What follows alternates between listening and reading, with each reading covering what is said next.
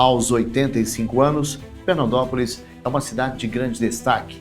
No ranking de eficiência dos municípios, é classificada como a 7ª colocada entre 5.276 municípios. Já no ranking Cidades Inteligentes, da Connect Smart Cities, aparece no top 100 das cidades brasileiras entre 3 quesitos: meio ambiente, saúde e educação. Mas vamos abordar neste documentário o potencial turístico deste atraente município.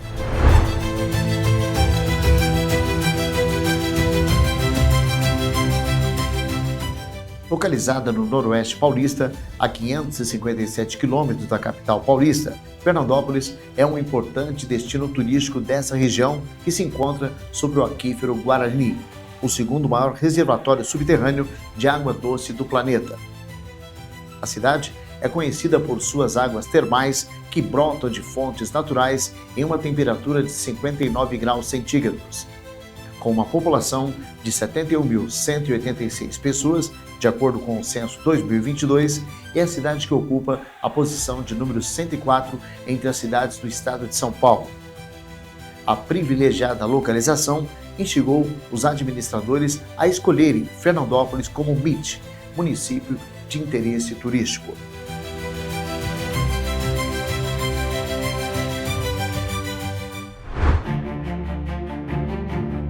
A paleontologia é uma ciência que estuda restos ou vestígios de seres fósseis que viveram em um passado longínquo, de milhares a milhões de anos atrás. Dentes, ossos, carapaças, esqueletos, bem completos ou não, ovos, pegadas, dentre outros restos e vestígios fossilizados são estudados nessa ciência. Alguns trabalhos na área, com fósseis encontrados em Fernandópolis e região, foram publicados em revistas científicas internacionais, tornando a nossa cidade conhecida entre os pesquisadores da área em vários países. Pesquisadores poderão visitar Fernandópolis. Esses cientistas históricos poderão pesquisar os mais preciosos fósseis que ficarão disponíveis a todos. Mas quais são os fósseis encontrados? São vários, mas o mais precioso são os do Baurossucus pachecoi, um crocodilo pré-histórico encontrado em Fernandópolis e região com idade estimada de 80 milhões de anos. De tão velho, seus ossos viraram pedras. De forma eficiente, a equipe da Secretaria de Cultura transformou o antigo lugar antes abandonado no Museu de Paleontologia. A antiga estação ferroviária, que durante anos ficou abandonada, hoje recebe pessoas que melhor vão se informar sobre essa notável fonte de conhecimentos. Professor Cadu, o que é a paleontologia? E vamos lá, o que é a paleontologia? O nome paleontologia, pouca gente conhece, mas fora do ramo, né? Mas é a ciência que estuda os animais e plantas pré-históricos, de milhares ou até milhões de anos. Os mais famosos, todo mundo sabe, são os dinossauros. Quando a gente ouve a palavra dinossauro, a gente até lembra da nossa infância, né? Os olhos brilham, mas não são somente os dinossauros que são estudados pelos paleontólogos. Vertebrados, de uma maneira geral, crocodilos pré-históricos, mamíferos, né? Plantas, até mesmo seres microscópicos que deixaram suas marcas nas rochas, né? Os fósseis são encontrados nas rochas. Então, paleontologia basicamente é isso, é estudo dos fósseis. E os fósseis são verdadeiras janelas para o passado, para a gente entender como que eram os seres vivos no passado, enfim, e o ambiente onde eles viviam. E o museu aqui chama Museu de Paleontologia de Fernandópolis. Até quando o pessoal passa ali e não sabe o que é paleontologia, mas vê a imagem do dinossauro, já pega, né? Até esses dias entrou uma pessoa e falou: olha, eu não sabia que era paleontologia, mas na hora que eu vi o dinossauro, eu falei, tenho certeza que é coisa de dinossauro. Eu adoro dinossauro. Você veio no lugar certo. Nós montamos aqui o museu. Foi um projeto que a gente apresentou para a Prefeitura de Fernandópolis, a Prefeitura encampou, né, esse projeto. E são mais de 20 anos de pesquisas e mais de 180 peças fósseis expostas aqui no acervo do Museu de Paleontologia de Fernandópolis. Nós temos dinossauros, dentes de dinossauro carnívoro, ossos de dinossauros herbívoros, dinossauro que tinha 12, 13 metros de comprimento. Nós temos uma costela enorme desse dinossauro, que é o titanossauro, que viveu aqui na região de Fernandópolis há 80 milhões de anos atrás. Crocodilos pré-históricos. Nós temos aqui a estrela do museu, chamado de Baurossulcus pachecoi. Nós temos um acervo muito rico de Baurossulcus aqui. Nós temos um exemplar adulto, um exemplar juvenil praticamente completo, um bebezinho Baurossulcus, temos crânio quase que completo, temos ovos de Baurossulcus, temos coprólitos de Baurossulcus, que são fezes fossilizadas, diversos tipos de ossos longos, placas dérmicas, enfim, nós temos uma grande quantidade de fósseis de Baurossulcus que viveram aqui em Fernandópolis, General Salgado, Auriflama, já foi encontrado em Paulo de Faria, em toda a região. É um animal que viveu na época dos dinossauros, há 80 milhões de anos atrás. O que nós encontramos no Museu de Paleontologia de Fernandópolis? As pessoas ficam maravilhadas ao chegarem aqui e verem fósseis, especialmente os fósseis da região. Mas existem fósseis do Brasil todo que foram cedidos pela Agência Nacional de Mineração aqui para o museu e que ficam expostos. Serve para conscientizar a população, informação, para as pessoas saberem que existiram dinossauros e crocodilos de 80 milhões de anos aqui na nossa região. Além dos fósseis, alguns fragmentos eu deixo até as pessoas tocarem, alguns ossos de dinossauro. A pessoa pega aquilo na mão e fala, meu Deus, eu estou segurando um osso de dinossauro, porque é a sensação tátil. Isso gera até uma certa euforia. As crianças ficam maravilhadas e os adultos viram crianças. Vocês ver que bacana. Mas além dos ossos, dos ovos, das conchas, das carapaças fósseis que nós temos aqui, das plantas também, nós temos alguns troncos fossilizados de 280 milhões de anos. Nós temos uma coleção de paleoarte aqui que é sensacional, especialmente de um dos melhores paleoartistas do Brasil, que é o Felipe Alves Elias. Como esse painel gigante que vocês estão vendo aqui, ó. Aqui o Felipe retratou o Baurossulcus, aquele crocodilo pré-histórico que viveu em Fernandópolis e região, na época dos dinossauros, praticamente em escala, no tamanho que ele morreu. A gente tem um crânio desse daqui, de um Baurossulcus, que ele morreu aproximadamente com esse tamanho. E no fundo, é o ambiente de Fernandópolis na época dos dinossauros. Fernandópolis era mais ou menos assim na época dos dinossauros, há 80 milhões de anos.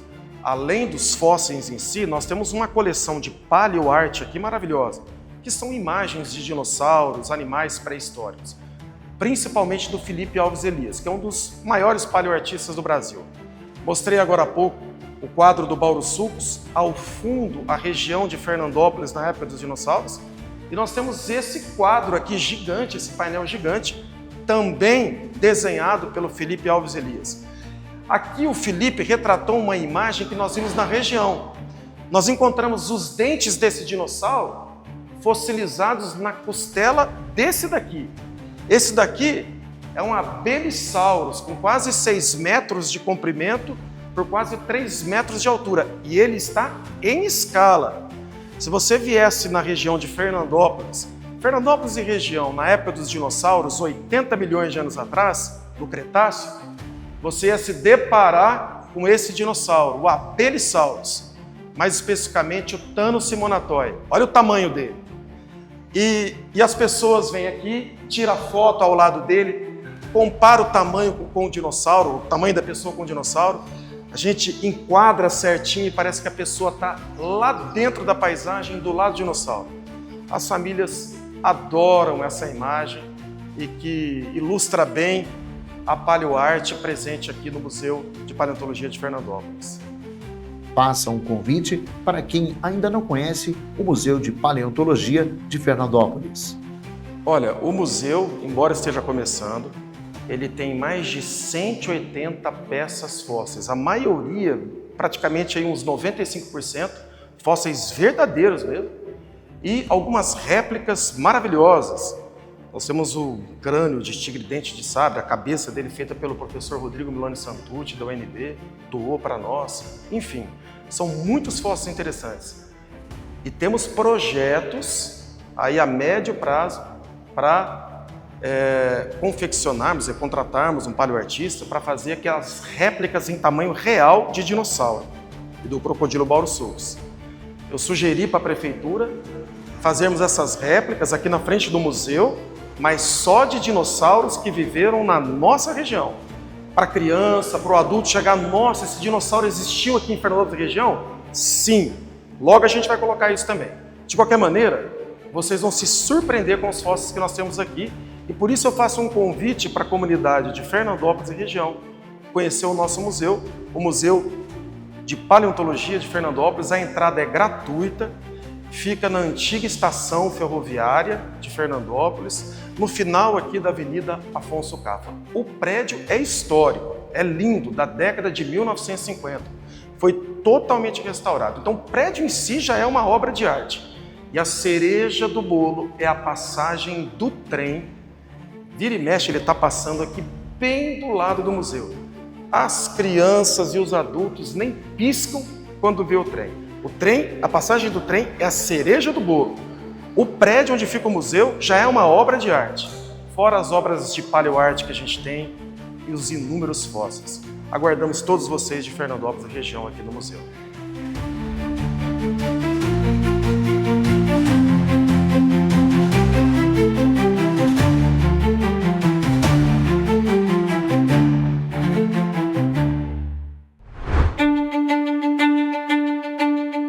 O queijo contém os mesmos nutrientes dos laticínios em geral. Dessa forma, é uma excelente fonte de proteínas e cálcio e possui ainda outros minerais importantes para a saúde, como fósforo, potássio e zinco, além das vitaminas A, B e D. Os benefícios do queijo o tornam aliados do bem-estar e de uma alimentação equilibrada e saudável. Pode ser consumido diariamente ao longo do dia, seja no café da manhã ou no lanche da tarde, acompanhando pratos principais em receitas saborosas ou mesmo como sobremesa. Em Fernandópolis, a queijaria Jeito de Mato produz queijos artesanais há cerca de 10 anos. Coordenada pelo casal Diego Trevisan e Débora Herrero, a produção é feita em um ambiente familiar e a partir de leite próprio de vacas girolandas criadas a pasto. Atualmente, a Jeito de Mato possui 8 produtos em seu portfólio, entre eles o requeijão caipira, com raspas do tacho fundido manualmente e que leva em sua receita apenas leite, sal e manteiga de garrafa, sem adição de sal fundente ou amido. Bem reconhecido, já ganhou 4 medalhas em concursos, sendo uma de bronze no Mundial de Tours em 2021 e uma seleção queijista no Prêmio Queijo Brasil em 2023.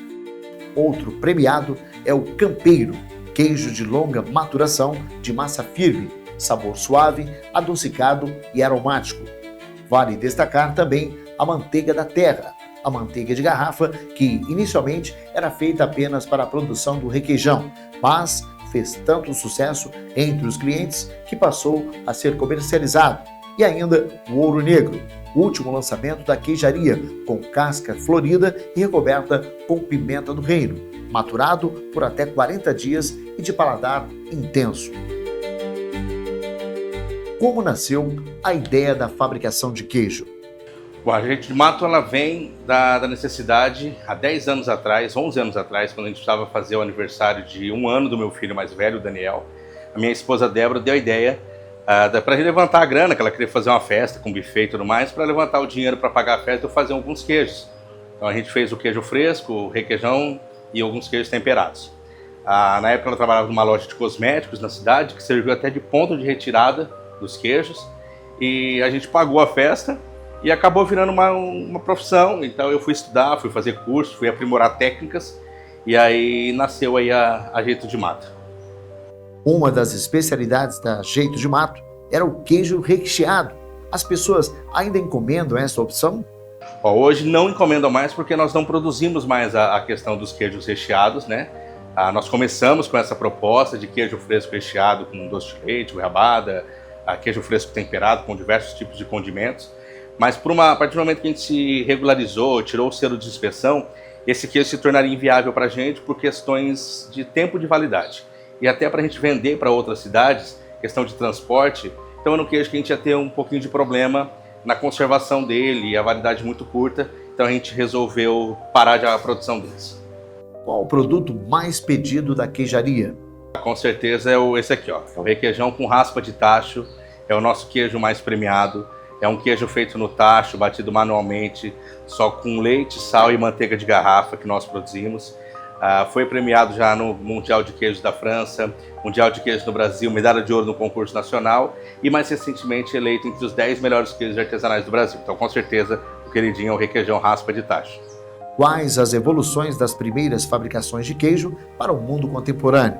Com certeza a evolução é muita, só que a base é a mesma, né? Leite, sal, coagulante. O que vem mudando ao longo dos tempos são as técnicas de produção, os fermentos que a gente utiliza na produção, alguns equipamentos que auxiliam na nossa produção. A gente teve que adaptar também alguns pontos na questão de maturação. Alguns anos atrás, aqui na nossa região, aqui em Fernandópolis, nós conseguiríamos maturar queijos, né, na temperatura ambiente. Hoje, por conta dessa evolução climática, aumento de temperatura, hoje fica inviável maturar queijo em temperatura ambiente. Então fomos obrigados aí a criar um microclima, que é um ambiente com temperatura e umidade, para que a gente consiga fazer os queijos, principalmente de longa maturação. Qual o recado que você mandaria a quem ainda não conhece Fernandópolis e a queijaria Jeito de Mato? Quem não conhece Fernandópolis está perdendo uma excelente opção de turismo na nossa região. Fernandópolis tem diversos atrativos que você precisa conhecer, entre eles a queijaria Jeito de Mato. Em breve a gente vai estar com o nosso barzinho aqui, para que o pessoal possa consumir algumas opções de pratos preparados com queijo. E também você vir aqui degustar os nossos queijos aqui na Vendinha do Mato, que é a nossa loja anexa à queijaria Jeito de Mato, aqui na área rural. E com certeza poder aí se curtir um ambiente, né, de natureza, um ambiente agradável, de tranquilidade, aqui no meio da natureza. Vem para a queijaria Jeito de Mato.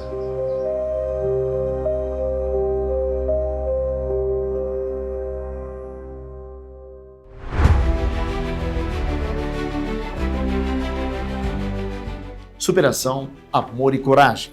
Conheça agora a Cogumelos Coloniais, uma empresa produtora de shimeji, que nasceu em 2014 da vontade do casal Thales e Bia de viver no meio do mato, de proporcionar uma vida mais conectada com a natureza para a família e do sonho de viver da terra de maneira sustentável, orgânica, natural e com o menor impacto ao meio ambiente possível. Para tanto, contamos com uma propriedade rural rodeada de plantas de várias espécies diferentes que colaboram para a obtenção de um microclima florestal mais fresco, fugindo da realidade climática da nossa região, que é de temperaturas elevadas e baixas umidades. O shimeji se enquadrou na proposta, já que não necessitava de uma área grande e a produção se encaixava dentro do desenho da propriedade. Além do mais, foi amor à primeira vista. O casal já havia estudado sobre fungo na faculdade, mas tinha passado bem despercebido. Somente quando o casal entrou em uma estufa repleta de cachinhos brancos que se apaixonou e aí sim foram completamente envolvidos pelo universo encantador dos fungos. Ao longo desses 10 anos, a produção cresceu muito. O casal investiu em melhorias e infraestruturas, produziu o próprio composto para a produção e ainda vendeu o excedente, formando uma equipe qualificada e hoje é uma referência no mercado. Hoje, as estufas são feitas com materiais sustentáveis, pensando em menos impacto ao meio ambiente e na consciência de andar de mãos dadas com as propostas no caminho da sustentabilidade. Com a vontade de levar o shimeji cada vez mais para o cotidiano das pessoas, a empresa inovou em produzir subprodutos de shimeji, como pratos prontos congelados, quibes, hambúrgueres, antepastos e muitos outros, que chegam às casas de maneira rápida e fácil, levando saúde e sabor para o dia a dia. Nessa visão de aproximar e expandir o conhecimento sobre shimeji, a equipe está abrindo as portas do sítio para uma nova fase, o turismo rural. Esse momento é celebrado com muita alegria, pois eles querem receber pessoas para somar nessa troca de saberes. De onde veio a inspiração para investir nessa categoria de cogumelos? Bom, eu e o Thales, a gente saiu da faculdade, Dourados, né, na Federal, e nós tínhamos vontade de morar numa área rural, onde nós pudéssemos criar nossas filhas. Nós já tínhamos as gêmeas, e aí a gente decidiu vir para Fernandópolis, onde a família dele residia. E chegamos aqui, nós compramos essa área e nós queríamos um lugar, uma cultura, algo que a gente pudesse produzir, que a gente não precisasse ter que sair daqui para trabalhar e vir aqui só para morar. A gente queria produzir aqui, morar aqui. E aí nós fomos investigando e chegamos no cogumelo. Quando nós fomos conhecendo melhor, eu escolhi o shimeji porque foi amor à primeira vista. Eu cheguei numa primeira estufa de shimeji e vi aquilo tudo branquinho, assim, brotando. Eu falei, Thales, eu quero isso aqui. É uma cultura orgânica, é um alimento natural, saudável. E tudo a ver com o que a gente queria naquele momento, e idealizava para nossa vida e para nossas filhas. Então, chegamos nesse mundo fantástico dos cogumelos. Esse produto oferece diversas opções. Qual a que tem mais saída na empresa? O carro-chefe da nossa empresa, enquanto comércio, é o nosso produto fresco. Nosso produto fresco, ele atende todos os supermercados, grandes supermercados, redes, empórios, quitandas da região. E toda essa parte, essa região, a gente chega com o nosso produto fresco. E também ainda fresco os restaurantes, né? A gente tem uma alta demanda dos restaurantes japoneses, cada vez mais crescendo, né? Esse amor, né, à culinária japonesa. Isso tem feito com que os restaurantes japoneses também sejam um carro forte de interesse de shimeji. Mas nós também entregamos para consumidores finais, a gente faz comidas congeladas, a gente tem a parceria agora na cena, novidade fresquinha, que é a minha parceria com o chefe Corsini, e aí nós fazemos hambúrgueres e coxinhas congeladas para a gente poder entregar aí para consumidores finais, para empórios, para quitandas, para lanchonetes, né, que queiram comercializar esse produto também. Então tem essas duas frentes. Faça um convite a quem ainda não conhece a Cogumelos Coloniais. Agora nós estamos com um projeto de receber, depois de 10 anos, né, produzindo shimeji aqui, em loco, fechado, só pra gente, esse mundinho maravilhoso dos cogumelos, a gente resolveu abrir para as pessoas conhecerem, para as pessoas visitarem, para as pessoas experimentarem. Muita gente não conhece, muita gente nunca comeu, ou tem gente que comeu e não gostou porque não soube preparar. Então nasceu a ideia da gente investir nisso, nesse nicho, né, para poder expandir esse conhecimento acerca de todo esse mundo maravilhoso dos cogumelos, né. Com isso nasce o turismo rural aqui na nossa propriedade. Esse turismo, além da questão de receber visitantes, receber suas famílias, receber pessoas que queiram vir aqui conhecer o espaço, comer na cantina, comer produtos à base de cogumelo, passar uma tarde gostosa aqui com a gente, conversando, esse bate-papo, a gente também acredita muito na questão pedagógica e na questão desse público que possa expandir mais as informações acerca desse universo, né, que é o fungo, que é pouco explorado, que é pouco conhecido, pouco trabalhado nas escolas. Então, a fim ainda de fomentar, né, essa divulgação, a gente traz a visitação das escolas, das universidades, dos cursos de pós-graduação. Tem sido parcerias muito bacanas. Então, assim, esse novo projeto está quentinho, mas já está, assim, de sucesso. Muita gente vindo, muita escola procurando, né?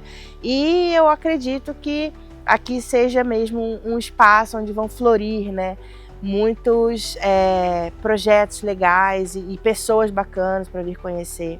Então, se você não conhece, vem passar uma tarde com a gente, vem fazer a visitação nas estufas, vem comer nossa comidinha gostosa. É comidinha de mãe, eu falo, né? Eu não sou chefe, eu deixo isso para os chefes. Eu sou mãe, eu faço comida que eu faço para minha família. Então, está convidado.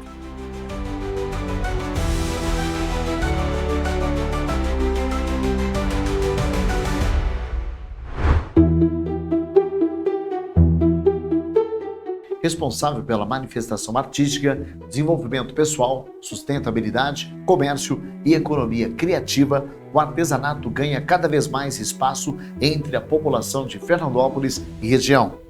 As feiras, realizadas 2 vezes por mês, na cobertura da Feira Livre, gradativamente conquistaram espaços e desde 2022 existe a Casa do Artesão. Localizada na Praça Joaquim Antônio Pereira, o prédio tem 90 metros quadrados de construção, cozinha, área de exposição de produtos e banheiros internos e externos, facilitando o acesso aos clientes que se interessam por este tão fascinante comércio. A Casa do Artesão é uma homenagem à professora Erivane Maria Botelho da Silveira Moraes, que prestou relevantes serviços de educação artesanal nos bairros de Fernandópolis no ano de 2004. A professora Erivane foi homenageada com a medalha 22 de maio pelos serviços prestados à comunidade fernandopolense. Sua morte, em 1 de outubro de 2018, deixou um legado seguido pelos artesãos de Fernandópolis.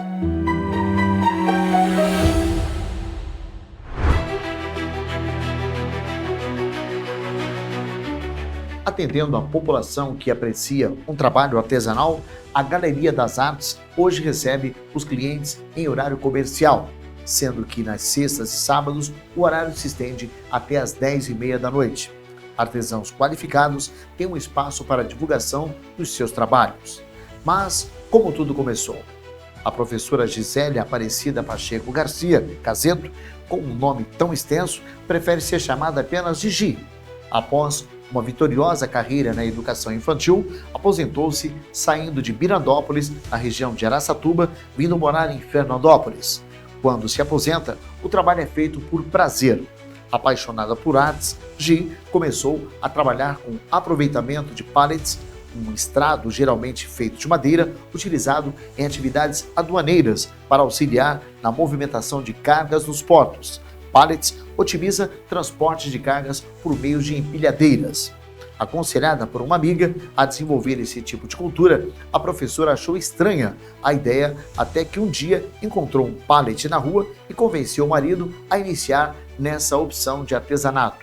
O casal passou a comercializar o que produzia e autodidata Roberto Caseto, esposo de G, passa a produzir mais produtos.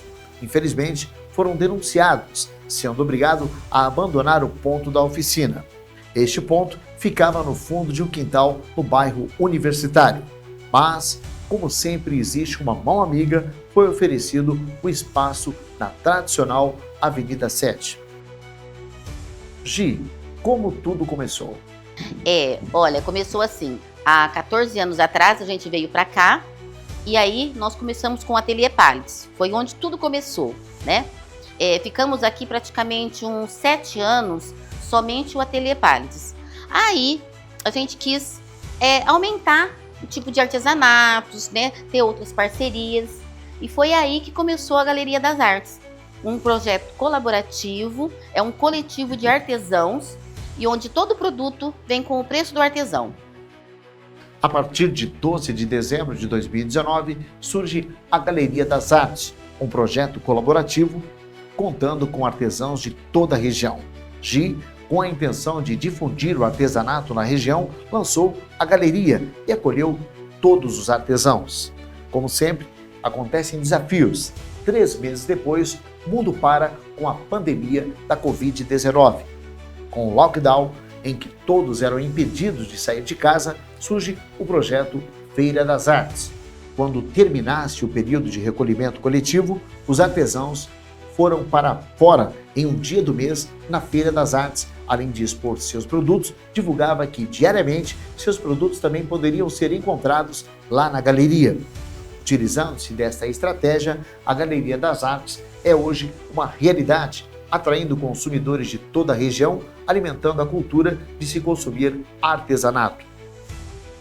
Gi, o artesanato te deu um amplo conhecimento de reaproveitamento?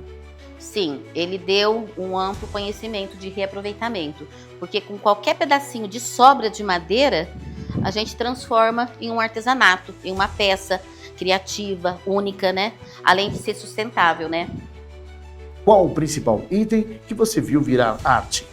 Olha, pelo nosso segmento, que é madeira, né? principal item é a madeira. E através dela a gente faz objetos variados, né? Móveis, objetos decorativos, pequenos, grandes, né? É muita coisa que a gente faz com a madeira. Como funciona a Galeria das Artes? Aqui eu faço a curadoria do espaço coletivo, que é a Galeria das Artes, né? Cada artesão tem um espaço, né, para colocar o seu produto, né? E o artesão também participa de algumas ações aqui, mesmo eu estando aqui fazendo as vendas, né? A gente abre a loja uma vez na semana, ele está vindo nesse dia. A gente tem o dia da nossa feira da rua e o pessoal tem uma feira interna ao mesmo momento, que os artesãos também ficam aqui dentro, né? Então é um espaço que todos colaboram com ações aqui dentro da galeria. Faça um convite para quem ainda não conhece a Galeria das Artes. Venham conhecer a Galeria das Artes, um lugar encantador, cheio de magia, com muita energia. Vamos adorar receber vocês. Além do artesanato, a Galeria das Artes conta com uma parceria gastronômica anexo ao espaço. É o chefe de cozinha Corsini que organiza o bistrô. O sucesso dessa parceria foi tão grande que hoje necessita de reservas para atender a todos que semanalmente comparecem à galeria. Corsini especializou-se na Irlanda e em terras europeias descobriu a magia de uma gastronomia caseira e aconchegante que se torna uma opção agradável e acolhedora a todos. O Corsini Bistrô e Burger funciona de terça a sábado, das 6h30 da tarde até as 11 horas da noite.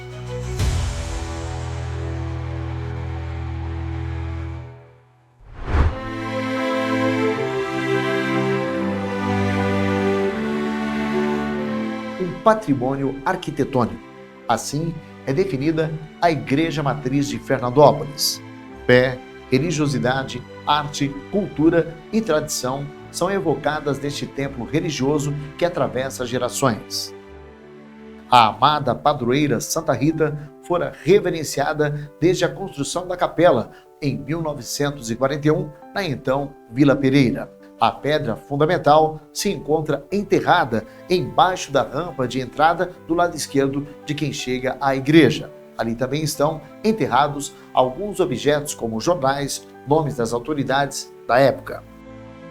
Em 1952, surge o lançamento da pedra fundamental da Igreja Matriz. A pedra foi lançada 3 anos depois do início da construção. A capelinha fora construída e cercada pela igreja. Tal ação se deu para não mudar a igreja de lugar, para não dar azar, uma crendice popular. A Matriz de Fernandópolis tem um estilo arquitetônico românico e o uso de muitas técnicas de construção de influência holandesa, já que foi construída pelo irmão Lamberto, religioso holandês e construtor de igrejas. O estilo românico se caracteriza por apresentar construções sólidas, muitas vezes feitas em pedras, horizontalidade, isto é, não possui estruturas muito altas, paredes grossas, interior pouco adornado. Por isso, eram chamados de fortalezas de Deus. As lajotas do piso do corredor central da igreja representam a cruz de Cristo, contornada pela coroa de espinhos de Santa Rita. O piso central de ladrilhos é único e feito exclusivamente para a igreja, provavelmente importado da Holanda. O padre Natalino organizou, junto com o padre Luciano, uma excursão para a Itália visando buscar a imagem de Cássia, uma relíquia. Trata-se de um pedaço do manto da santa que veio no envelope lacrado para ser aberto apenas quando chegassem à nossa igreja, e essa relíquia foi apresentada aos fiéis de nossa comunidade de comemoração à santa em 22 de maio de 2020 e hoje se encontra no altar de Santa Rita, localizado no interior da igreja. Padre Natalino, como foi a experiência de buscar a relíquia de Santa Rita de Cássia na Itália? Meus queridos amigos, irmãos e irmãs em Cristo, estamos aqui à frente da imagem de Santa Rita de Cássia, na paróquia Santa Rita. E ao lado da imagem nós temos a relíquia que foi trazida da Itália, diretamente de Cássia, que as irmãs agostinianas no qual Santa Rita também era irmã agostiniana, um grupo de pessoas da nossa paróquia Santa Rita esteve em Cássia e Roca Porena, trazendo assim esta relíquia que é tão importante para a nossa devoção, o nosso amor a Santa Rita de Cássia, que celebramos a todos os anos no dia 22 de maio. Que possamos continuar com muita fé em Jesus Cristo pela intercessão de Santa Rita, que a relíquia de Santa Rita possa trazer muitas bênçãos e graças para você que aqui visita na Igreja Santa Rita, e que você seja sempre muito abençoado pela graça de Deus, o Pai, o Filho e o Espírito Santo. Amém. Faça um convite para as pessoas virem conhecer a paróquia Santa Rita de Cássia. Meus queridos amigos, na alegria de poder trazer a vocês aqui a nossa belíssima igreja dedicada a Santa Rita de Cássia, em Fernandópolis, estado de São Paulo. É uma alegria sempre poder receber tantas visitas, irmãos e irmãs de fé, que também são devotos a Santa Rita de Cássia, trazendo ao lado a relíquia em louvor a Santa Rita de Cássia. Venha você também visitar, participar nesse momento de graças e bênçãos de Deus, pela intercessão de Santa Rita, nesta igreja belíssima, dedicada a ela, Santa Rita de Cássia, aqui em Fernandópolis. Eu, Padre Natalino, pároco dessa paróquia, tenho a alegria poder de receber você e sua família. Sejam sempre muito bem-vindos.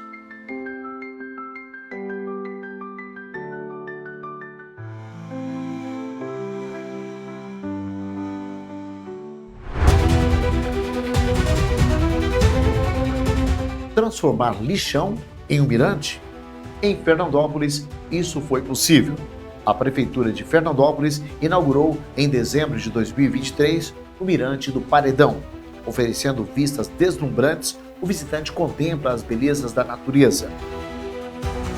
O hoje mirante era um antigo lixão que por anos recebeu o descarte de resíduos sólidos do município. Este local passou por completa recuperação ambiental e o lixão foi extinto com aval dos órgãos competentes. Para contemplar esta maravilhosa visão, o turista precisa acessar a estrada de terra após a rotatória da Universidade Brasil e seguir cerca de 4,5 km, sentido Fernandópolis à Estrela do Oeste. Venha conhecer esta brilhante transformação que a cada dia atrai mais visitantes.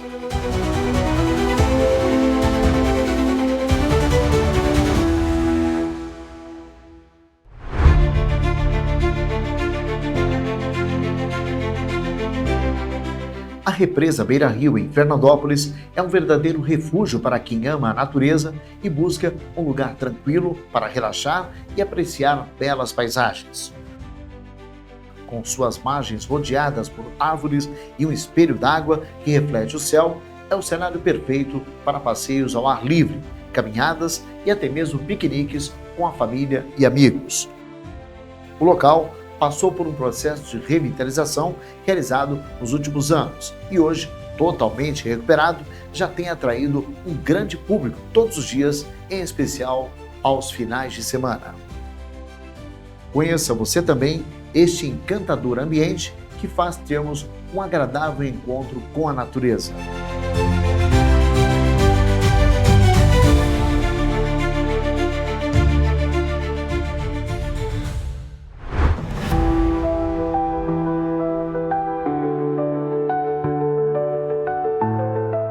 A Casa da Memória Céu Aberto de Fernandópolis é um projeto educacional, artístico e ecológico da Associação Filantrópica Henri Pestalozzi, situada entre os bairros Jardim Acapulco e Parque das Nações. Ocupando área de 1.600 metros quadrados, o lugar começou a ser erguido em 2002, somente se completando em junho de 2017, quando foi inaugurado na presença de convidados. Naquela tarde de 23 de junho, oficialmente foi criada a Casa da Memória.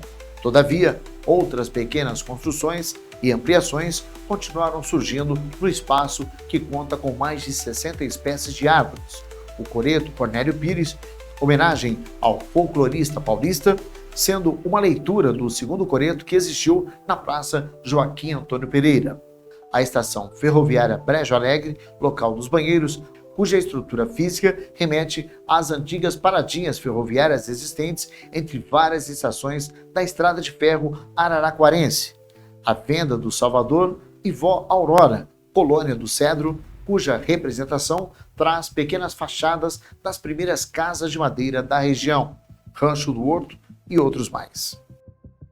Pode ser encontrado no espaço esculturas em ferro, pinturas, antigas fachadas de casas de sítio e pequenos lagos.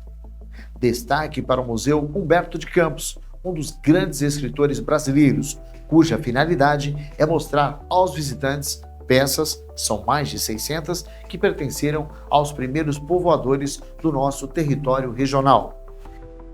Casa de Costura Benedita Fernandes, com os seus sérvios voluntários, atende múltiplas necessidades daqueles que buscam a pestalozzi. Ainda tem a padaria artesanal Café Caipira. A reserva técnica do Museu Humberto de Campos, igualmente aberta ao público, guarda outras 200 de peças, ressaltando que todo o espaço da Casa da Memória é envolvido por muito verde, com as presenças de pássaros e saguis, que ali se reproduzem há 20 anos. As visitações à Casa da Memória Céu Aberto, em Fernandópolis, são agendadas previamente, sendo possível encontrar nosso endereço e telefones pelas plataformas digitais, com entrada gratuita.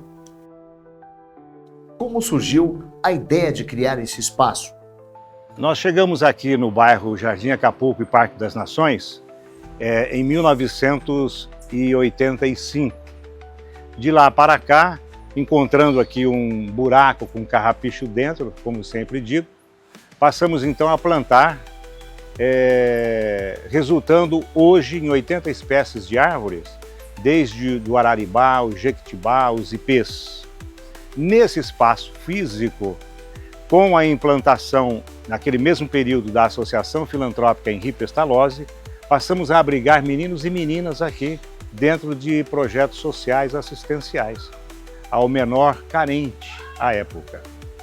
Feita depois, tempo mais tarde, a transição para a Casa da Memória Céu Aberto de Fernandópolis, onde nós nos encontramos aqui no atual estágio, o que era então um modesto espaço, um buraco com carrapicho dentro, nós transformamos num ecossistema, onde nós somos aqui visitados por pássaros, temos aqui famílias de macacos saguis que aqui se reproduzem, enfim. Nós aqui hoje recebemos as visitações do público interessado, não só de Fernandópolis, público esse que visita a Casa da Memória Céu Aberto de Fernandópolis, visitando igualmente o Museu Humberto de Campos, onde nós temos aqui um acervo bastante grande, que dá uma ideia da utilização de peças dos primeiros povoadores que aqui chegaram na nossa região desde os anos de 1900. Para poder visitar o museu, é necessário agendamento e de que forma instituições e pessoas físicas podem marcar as visitas. Olha, dentro do espaço Casa da Memória Céu Aberto de Fernandópolis, com peças para visitação ao ar livre e dentro do Museu Humberto de Campos, que nós prestamos uma homenagem a esse grande escritor brasileiro, que foi Humberto. Temos aqui um acervo com 600 peças, repito, que remonta aos primeiros povoadores que aqui chegaram. Recebemos para a visitação em nosso museu de pessoas passando aqui pela nossa região, de outros estados, do estado de São Paulo, e também o museu está aberto, franqueado às visitações com as escolas, clubes de serviço, de segunda a sábado, menos às quartas-feiras, com agendamento através do telefone ou pelo site da Casa da Memória ou da Associação Filantrópica Henri Pestalozzi. Devo ressaltar ainda que para a formação, para a elaboração do nosso Museu Humberto de Campos, eu trouxe peças, um acervo que eu já tinha particularmente, e também de quando em quando tenho feito campanhas junto a amigos para que possam, então, encontrando peças dos seus familiares e que têm ligação com a história de Fernandópolis, que nos cedam esse material. E olha, generosamente, esses amigos, a cidade tem contribuído, fazendo com que o nosso acervo fique bastante enriquecido. É permitido fotos e filmagens no local? Todo o nosso espaço da Casa da Memória Céu Aberto de Fernandópolis, o visitante ele tem liberdade, livre-arbítrio para, com seu celular ou outro equipamento, qualquer que seja, fotografar todos os cantos. Fotografar, filmar, porque é uma forma do visitante levar o que ele vê, não só na memória, mas também alguma coisa física que ele possa reproduzir, que ele possa ver, assistir depois. Então, fotografia, filmagem, em nosso espaço físico, está totalmente liberado. A Associação Henri Pestalozzi presta atendimento a pessoas? De que forma essas pessoas são atendidas?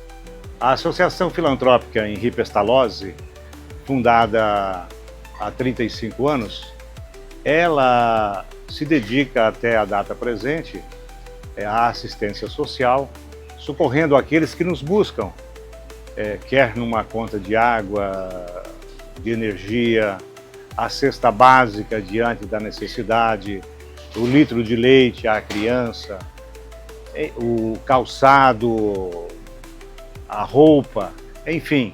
A comunidade, o fernandopolense, é generoso, nos ajuda, nos socorre nesse tempo todo. E a gente está sempre pedindo que, de fato, o fernandopolense ajude o fernandopolense. Então, a Associação Filantrópica Henri Pestalozzi, ela nasceu com esse ideal, prestando homenagem ao educador suíço Pestalozzi, que, à época, cuidava também de crianças, de órfãos de guerra.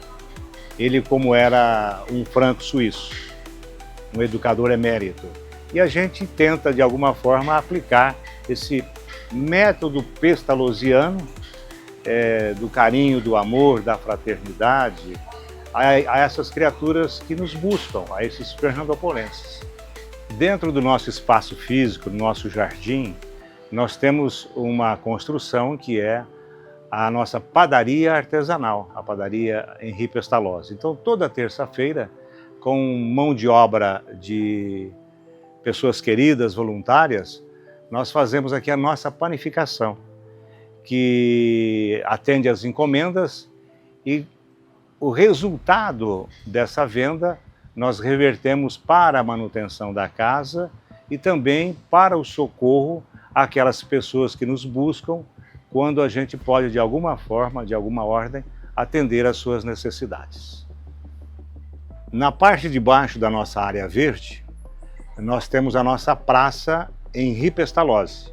E temos aqui, então, nessa praça, busquei fazer nesses últimos anos algumas réplicas, como nós temos aqui a venda do Salvador, uma fachada que remete um pouco à imagem dos nossos primeiros povoadores. Temos o nosso coreto, que presta uma homenagem ao nosso folclorista Nho Cornélio, o Cornélio Pires, que é uma leitura do nosso segundo coreto instalado aqui em Fernandópolis, na Praça Joaquim Antônio Pereira. Temos também uma paradinha de trem, que remete àquelas paradas antigas, rápidas, da estação ferroviária, e também casas de madeira que dá uma ideia como eram as primeiras casas aqui na região antes de surgirem as olarias e as primeiras casas em alvenaria. Faça um convite a quem ainda não conhece e que venha visitar este pedaço de paraíso. A Casa da Memória Céu Aberto de Fernandópolis oferece esse modesto espaço verde em que também contamos, de alguma forma, a história dos primeiros povoadores, não só de Fernandópolis, como da nossa região. Então fica aqui, em nome da Pestalozzi, da Casa da Memória, o convite para que vocês possam nos visitar sempre.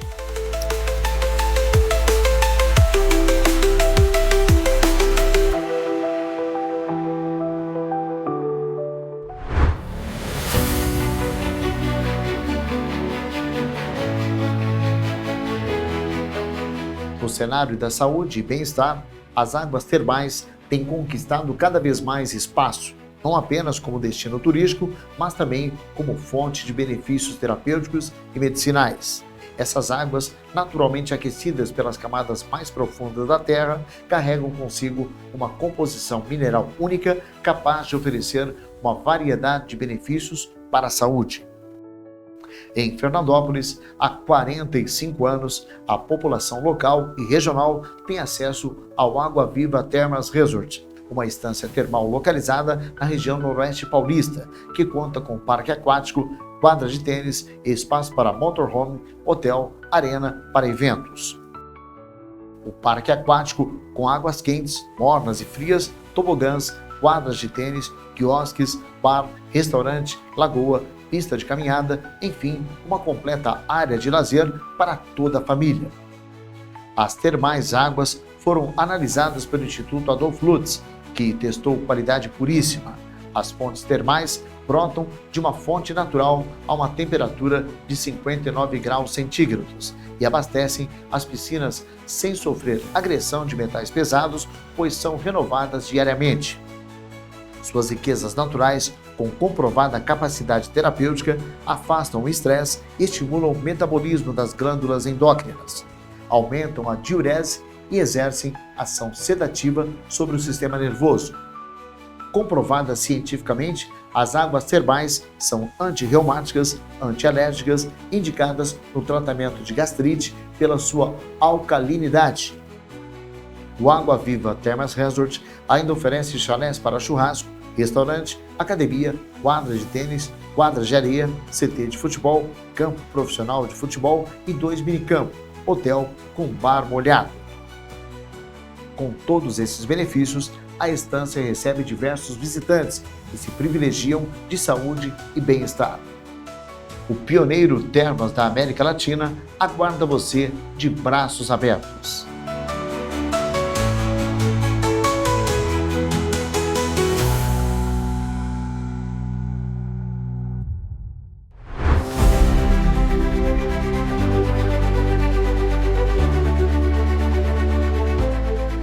Transformar uma secular casa onde abrigou um dos desbravadores de Fernandópolis em ponto turístico é mais um grande feito.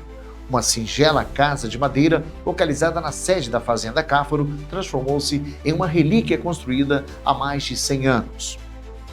Um homem deixava Guapiaçu para desbravar e abrir a então Fazenda Santa Rita, onde futuramente seria o município de Fernandópolis. Com a ausência de estradas, o caminho era pela conhecida boiadeira. Este foi o caminho que o imperador Dom Pedro II traçou para ir à Guerra do Paraguai. Pelas dificuldades de se locomover nos difíceis caminhos da época, um dos poucos pontos para descanso e pernoite era a casa às margens do córrego de São Pedro. Cáfaro acabou comprando a fazenda, que hoje pertence a seus herdeiros. A casa está preservada, mantendo fielmente as características da época. Uma verdadeira reconstituição de época que faz os visitantes fazerem uma viagem no tempo. Juliana Cáfaro, a filha do anfitrião, oferece aulas de equitação clássica, fundamental e turismo. Vale a pena ir até a Estrada do Coqueiro para prestigiar mais este precioso ponto turístico de Fernandópolis.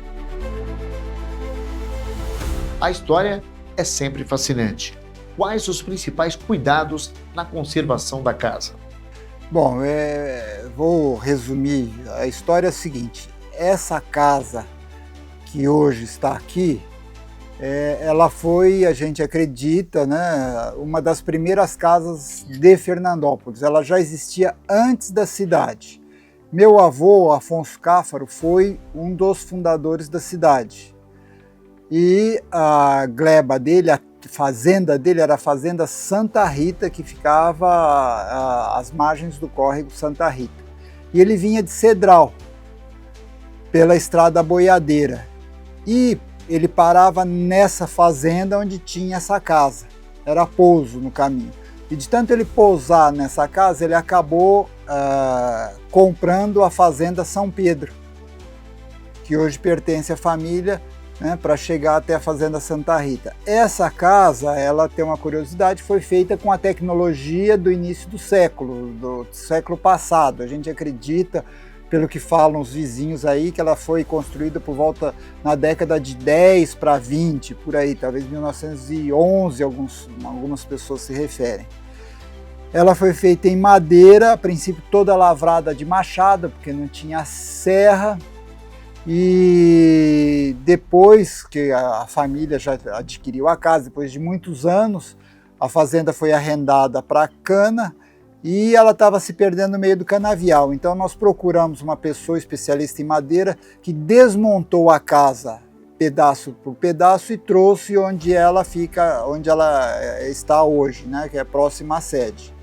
E ele descobriu um monte de detalhes assim, que não se usa mais hoje na construção. Descobriu que toda a casa foi construída sobre 11 pilares de aroeira, que o embasamento da casa, o madeiramento lavrado no machado, ele se encaixa, ele não tinha nenhum prego, era tudo na forma de encaixe. E a maneira que a casa ia sendo construída, esse encaixe ia sendo forçado e ela ficava cada vez mais sólida. Então são curiosidades assim sobre a casa, né, que pouca gente conhece. O grande problema, na verdade são dois problemas. Primeiro é com o material. Essa casa, por exemplo, é o tipo de telha que não se encontra mais para ser vendido. É aquela a telha que eles falam feita nas coxas, né, que a pessoa moldava o barro, fazia o formato na coxa e depois punha para secar. Então hoje não existe mais, a gente tem que procurar fazendas que estão desmanchando para colocar. E pessoas que entendam de trabalhar com madeiramento, com telha. Então é bem complicado mesmo manter essa casa. O turista visita com olhos. É permitido tocar em objetos? Na verdade, aqui a gente fala que é uma imersão, né? Então, é diferente de um museu. A pessoa vem aqui, vive a experiência de sentar na casa, de acender um fogão. Os objetos que estão aí dentro pode ser tocado, pode pegar um cavalo lá e dar uma volta. A gente faz conhecer as criações que a gente mantém como era antigamente. Em volta tem criação de galinha, de peru, desses bichos todos. Em períodos de constante ocorrência de chuvas, geram mais dificuldades na conservação da casa? Sim, é mais complicado, porque principalmente telhado, tem muita goteira, a goteira pega na madeira, a madeira apodrece, então a manutenção da casa é muito complicado mesmo. Qual o ponto mais impactante que o turista tem quando visita a casa? Eu acho que é uma oportunidade de viver uma realidade que é viajar no tempo, é uma oportunidade dele viajar no tempo. Então conhecer como eram as coisas, vivenciar essa paz, você está aqui num sossego, num silêncio, com um passarinho cantando e ver como que a vida era tão diferente do passado, as coisas eram mais complicadas de se viver, de se arranjar as coisas. Então acho que essa vivência sensorial é a coisa mais importante mesmo. Qual o recado que você mandaria a quem ainda não conhece Fernandópolis e a Casa São Pedro? Obrigado pela oportunidade, porque eu sei que esse seu material em vídeo vai correr o Brasil e quiçá o exterior. Então o que nós fazemos aqui é conservar a tradição, os costumes, a cultura de uma época que não existe mais. A minha família está muito ligada com isso. Então você que gostaria de conhecer um pouco dessa história, venha visitar a gente, vai ser um prazer recebê-los aqui.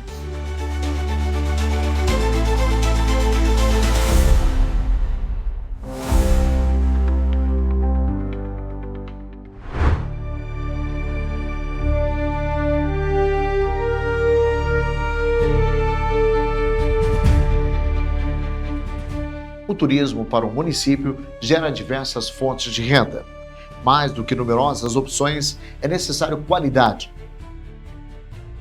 Fernandópolis, de população hospitaleira e clima tropical semiúmido, com inverno seco e verão chuvoso, aguarda a sua visita. Você irá se encantar com a capital das águas quentes, com a capital da moça bonita, com os encantos naturais e com a amabilidade da nossa população.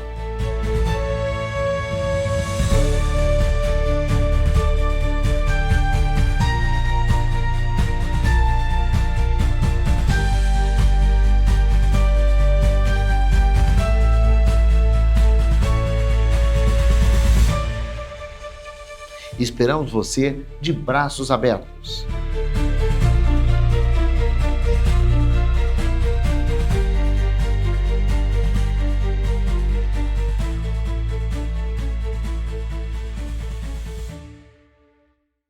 Documentário Rota Turística de Fernandópolis.